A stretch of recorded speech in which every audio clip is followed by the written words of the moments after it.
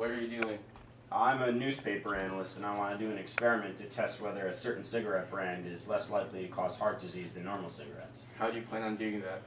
I plan on giving the first 10 people I see at the mall the certain cigarette brand, having them smoke them for a year, and analyzing their health condition afterwards. That experiment does not seem very ethical and also violates basic experimentation principles.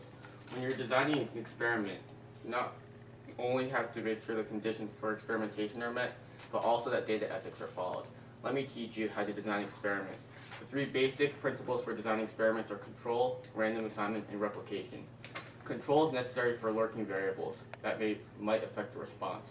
Lurking variables are variables that are not among the explanatory or response variables in the study, but that may influence the response variable.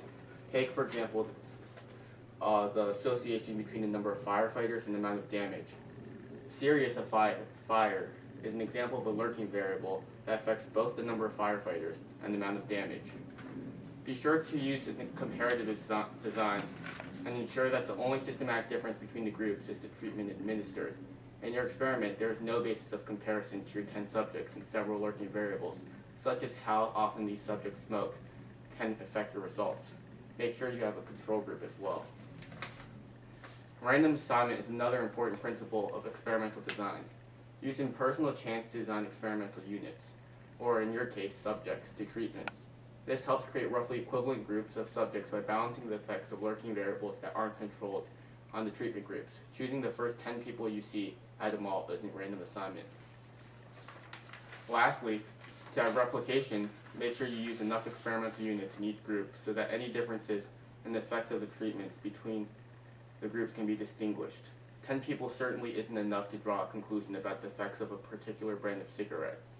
After all three principles have been met, you need to be careful not to violate basic data ethics. The three major ethics are as follows. All planned studies must be reviewed in advance by an institutional review board charged with protecting the safety and well-being of the subjects. Institutional review boards are used to ensure the welfare and health of people participating in clinical trials.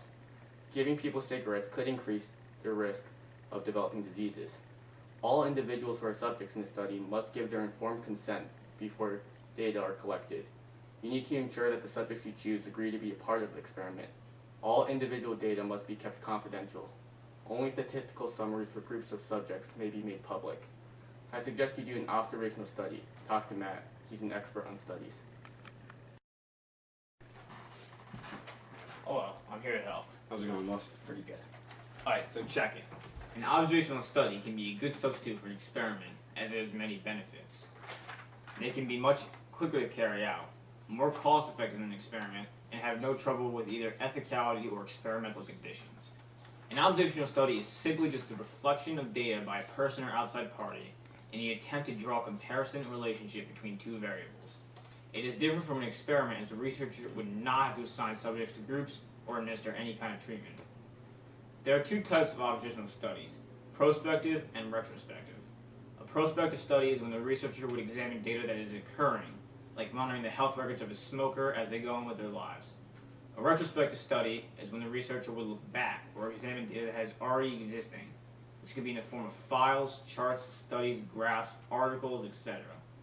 Doing an observational study can be beneficial in saving both time and money, as it is easier process than an experiment. Wow, an observational study sounds like an effective alternative to my original experiment. Can I establish cause and effect relationship just like I could with my original experiment? Unfortunately, no. When the goal is to understand cause and effect, experiments are the only source of fully convincing data. An observational study is used more for finding relationships between variables or to make a comparison. In the case of your study, you could go to the hospital and obtain the health records of a sample of smokers over a certain period of time, and also analyze the health of people who voluntarily smoke the brand that you are talking about over the same period of time. Comparing the overall heart health of both sample groups may be helpful in drawing a conclusion about the new brand of cigarette. That sounds like a good plan. I'll definitely steer clear of performing my original experiment in this case. An observational study sounds like a more appropriate method. Thanks, guys.